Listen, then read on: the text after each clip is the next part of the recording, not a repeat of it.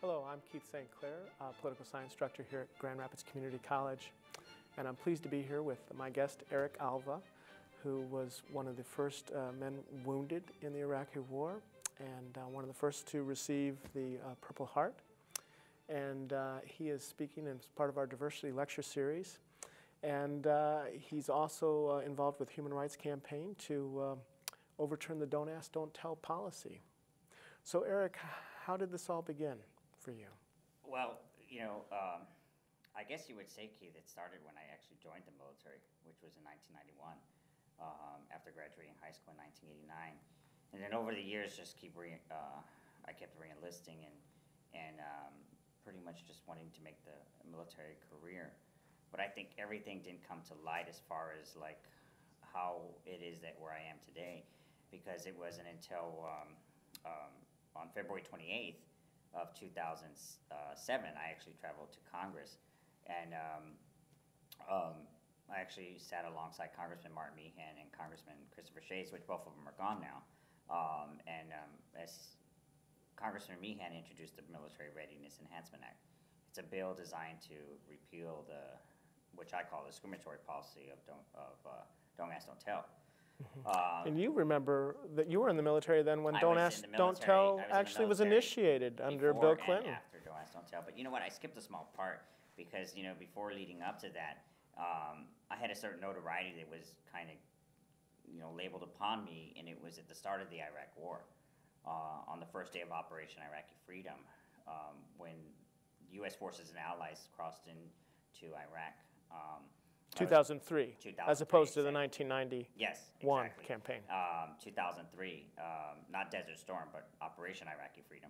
I was with 1st Marine Division, and on the first day of ground forces, after the whole shock and awe, when we were moving forward. I remember that. I actually was on a logistical convoy and ended up stepping on a landmine. It was the start of the war, and I was medevaced back to Kuwait because of my injuries, and we didn't have any hospitals in Iraq at the time. We hadn't even passed, So you were among the first to cross the Kuwaiti border into Iraq that morning. After the shock and awe bombing of Baghdad occurred. As Marines are always like first in on the wave, or as with the Rangers and the Army, things like that. And I ended up sustaining some pretty serious wounds with a broken right arm, a broken left leg, and a badly damaged right leg that the doctors had to amputate it. And you did this by stepping on a landmine? I stepped on a landmine. It's amazing you weren't killed. That's what they say. I would have thought that you wouldn't have survived that. I have some pretty extensive damages still, and my hands, kind of mangled and stuff. But well, the reason I ended up in this seat today is because I was only in Iraq for 3 hours. I wasn't one of the first. I was the first. Unfortunately, it had to be somebody. And of course, I was the country's first Purple Heart recipient as well. I had gained a dubious notoriety that I hadn't expected. President Bush and the First Lady Laura Bush came to see me. Secretary of Defense Donald Rumsfeld, Nancy Pelosi, even celebrities, Arnold Schwarzenegger, at the time he wasn't governor. I don't think he got governor until 2005. Sheryl Crow, Michael Jordan, just people after people. Was this in California in a hospital? No, this was at the National Naval Medical Center in Bethesda, Maryland. Okay. And they all came there? They all came, and I ended up on Oprah Winfrey because I had gotten injured with another service member. So they put our story at the beginning of the war. I think Oprah wanted to do a lot of stories about people that were getting hurt or stories of people serving their country. So my friend and I ended up on Oprah Winfrey. We ended up in People magazine because we were both from Texas. And the story about us was that he was coming to help me after I got injured, and he triggered a second landmine. So people say, well, was he the second? And I'm like, I don't know.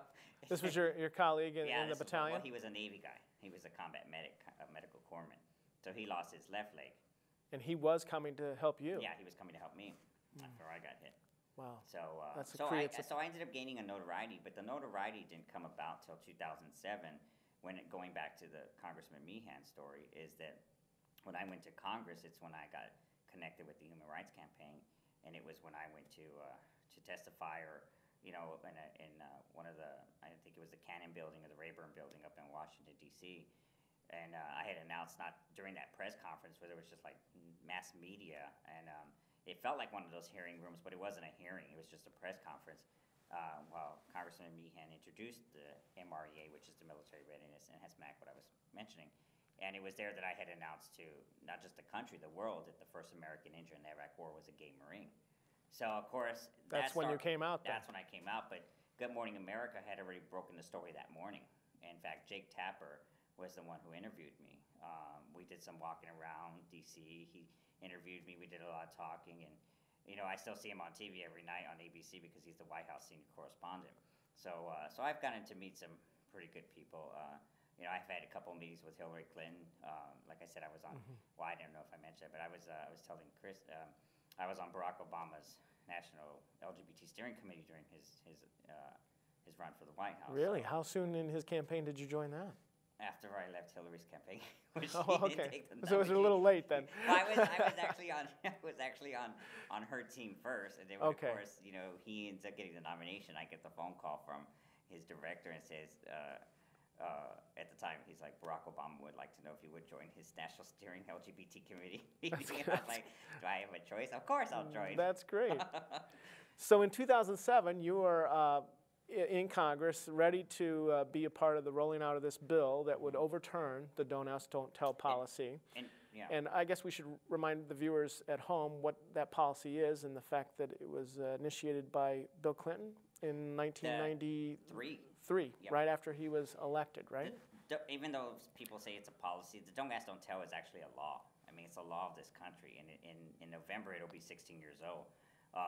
When I went to Congress in 2007, it was the second time that bill had been introduced, because it was introduced in 2005, then it was introduced in 2007, and of course it's been introduced again in 2009. The bill to overturn Don't Ask, Don't the bill, Tell. which is still called the Military Readiness Enhancement Act. It's just that the number changes. I think in 2007 it was like 1846, and now it's HR 1283. So in case viewers want to go and do a Google search on it, and it'll list all the co-sponsors of all the members of Congress who are co-sponsoring this bill. That is the author, Patrick Murphy. Patrick Murphy is the first Iraq War veteran elected to Congress. Well, just to, again, for people who may be not familiar with it, but the Don't Ask, Don't Tell law, as you say, passed in 1993, says essentially that the military will no longer ask recruits if they're gay, and in return the recruits who join the military are no longer to tell that they are gay. That's a very good observation, Keith, because most people, I go around talking to a lot of businesses and colleges and everything, and everybody has always heard of Don't Ask, Don't Tell, and most people know, okay, well, it allows gays to serve in the military. They just can't talk about it. And what happens is I explain to people, well, when I came in the military, on our applications, when we applied for the military, we were asked about our sexual orientation. If you were to put down if you were bisexual or even homosexual, then you were quickly disqualified. You wouldn't even finish that application. You were practically shown the door. Because of the old law and people who, of course, are in favor of Don't Ask, Don't Tell even wanted to go back the old way, where gay people weren't allowed to serve in the military whatsoever. But when Don't Ask, Don't Tell was signed into law, of course, and you know, at the time when President Clinton was president in 1993, the don't part was that all those probably millions and millions of copies of applications around the country were thrown out. And all these new applications were revised to where those questions were gone. So, of course, when a person walks into a recruiting station and is joining the military, they'll still ask you if you've ever been convicted of a felony or things like that, you know, and you have to answer truthfully, or, you know, they can always find out or whatever, but they can no longer ask you or ask a person of their sexual orientation. I think my younger students are a little surprised by that. They find it hard to believe that there was a time when not only for the military, but even for working for the federal government, a common question was, are you gay? And if you answered yes, you were out of the job as an applicant. Even and you bring up a good point, because even about, you know, we'll say 25 years ago, even for certain companies, you know, there were no non-discrimination policies in job workplaces against people of sexual orientation or even gender identity. And I'm sorry to say, in Michigan, that's still the case. I've heard that. Well, I come from Texas, so it's unfortunate.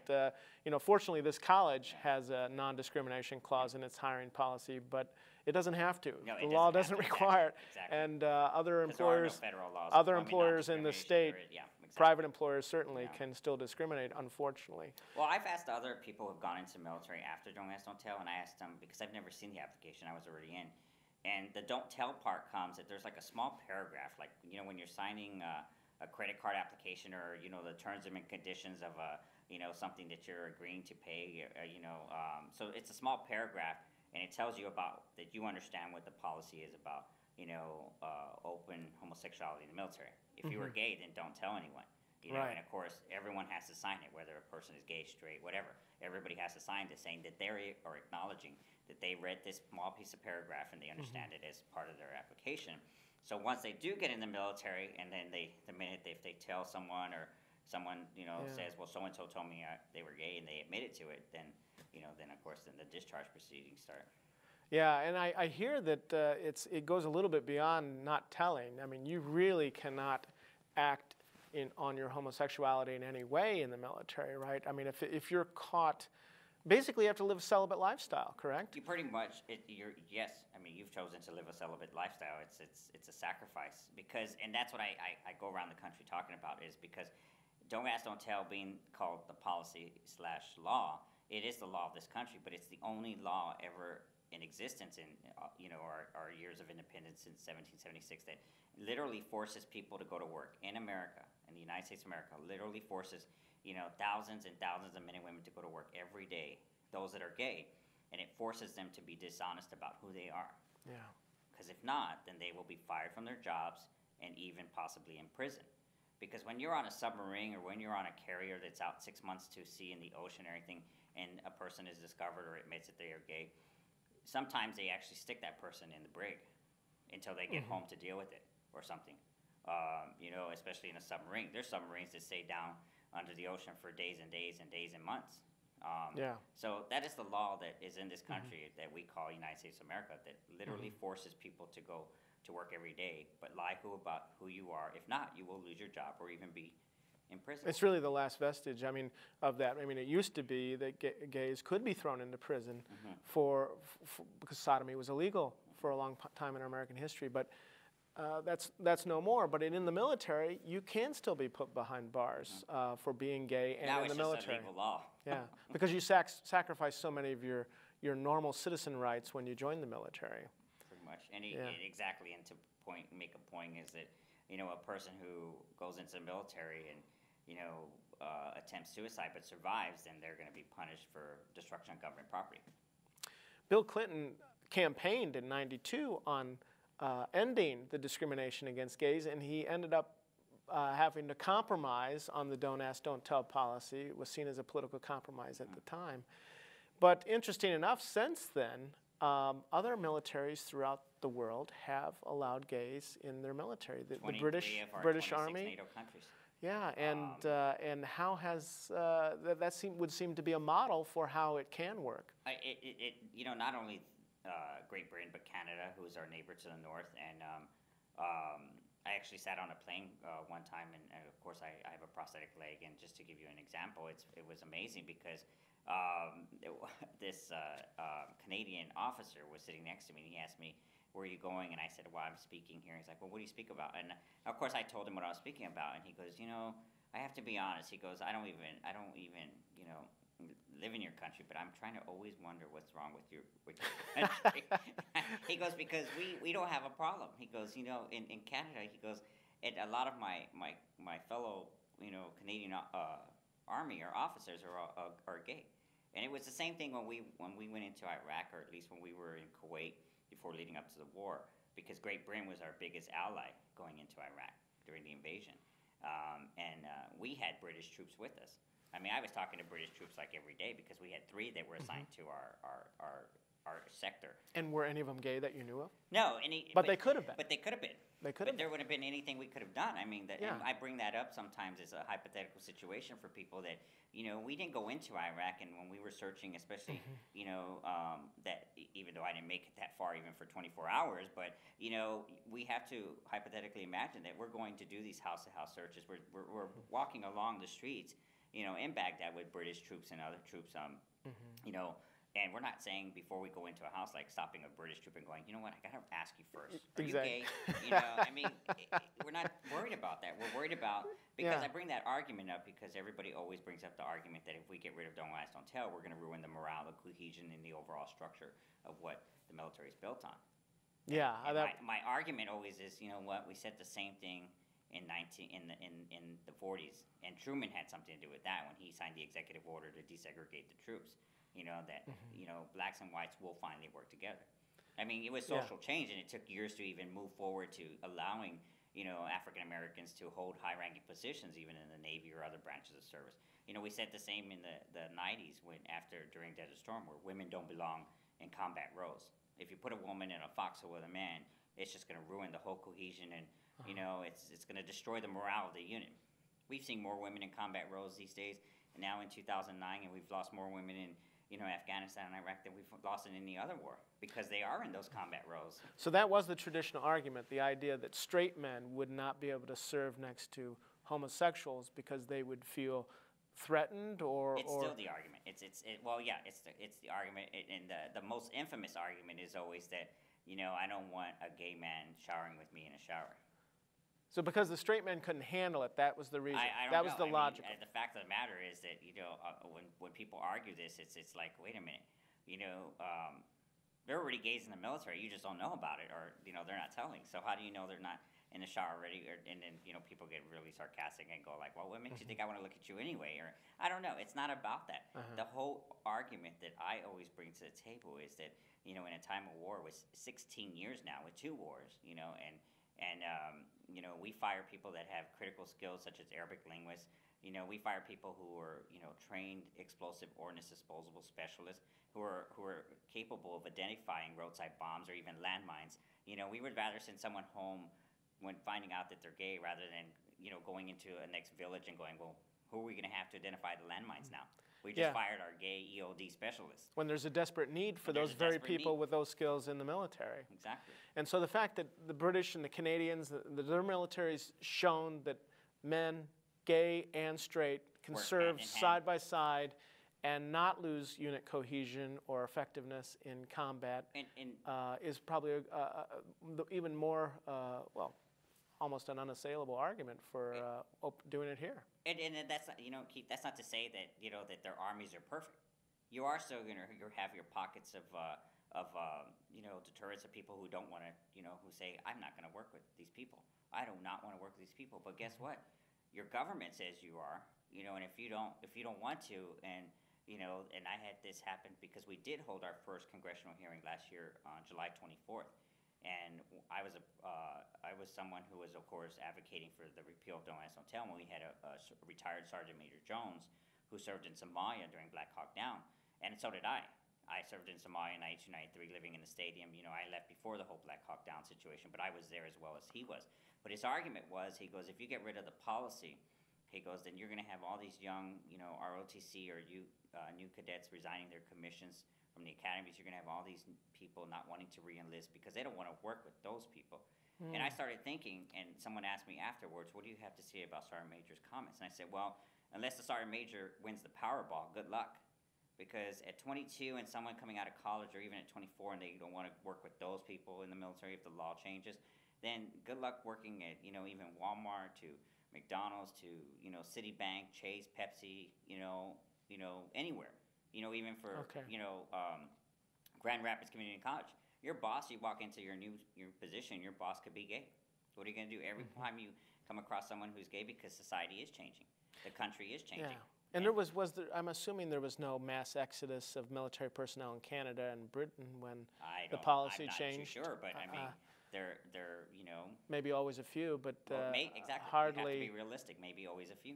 But hardly enough to warrant keeping an archaic policy. There's that whole saying from Truman back in when in 1948 when he said he was going to desegregate the troops, and he had tons of his generals give them ultimatums or say, I'm going to resign, and he told all of them, I forget where it said, you know, in history, he told all of them, well, I expect to see your resignations on my desk in the morning. And the next morning, not one single general turned in their resignations. They had second thoughts. Why throw away a career on something so silly? The job of the military is to follow the orders of Congress and the commander-in-chief. And I believe that our military is bright enough, intelligent enough to move forward and still be good leaders. You are going to have people, and I'm realistic, you are going to have people who say, well, I just refuse to you know, no one's going to force me to change that way, or no one's going to force me. They're not forcing you to you know, accept gay people, or to say that, you know, you have to have gay friends or anything, but they are going to accept you for the fact that this is about equal opportunity. This is about giving people the chance to hold a job or a position with you know, skills that they're capable of doing. It's the same thing all across this country. Anyone can hold a job, just don't discriminate against them because of their orientation. And even we're still even going as far as even towards, you know, which is the last group of diverse individuals, is the transgender community. I mean, we haven't even talked about that. I mean, because that's just a whole, you know, another snowball of diversity we're going to get into eventually in this day and age. Well, a lot of people are, I think, worried about that somehow it's a contagion, that people can be turned gay. I mean, well, you know, it's amazing how people can be ignorant. Excuse me for the word, but Elaine Donnelly, who sat next to Sergeant Major Jones, because they were the two proponents who wanted to keep the Don't Ask, Don't Tell policy, and here you are talking to the House Armed Services Committee, Subcommittee of Military Personnel, where you have people, you know, hearing these testimonies. And Elaine Donnelly, who's never served a day in the military, she reminds me of that lady during the 70s and 80s that, I forget what her name is, I think she's already passed. But Elaine Donnelly was telling members of Congress that if you get rid of the policy, you will, shame on you, or you will have all new cases of AIDS brought to the military. Oh my gosh. That's what she said. Yeah. Not only that, she went on further to say that you will have women raping women and men raping men. And you know what that is? It's a stigma, the stereotype that all gay people have AIDS and all gay people are promiscuous.